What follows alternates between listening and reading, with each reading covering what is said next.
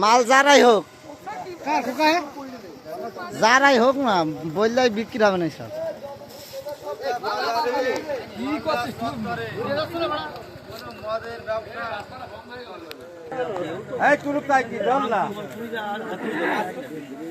মদ বিক্রেতা ধরতে পারলে তার এর মুখ খুলে আমাদের ঘাড়েতে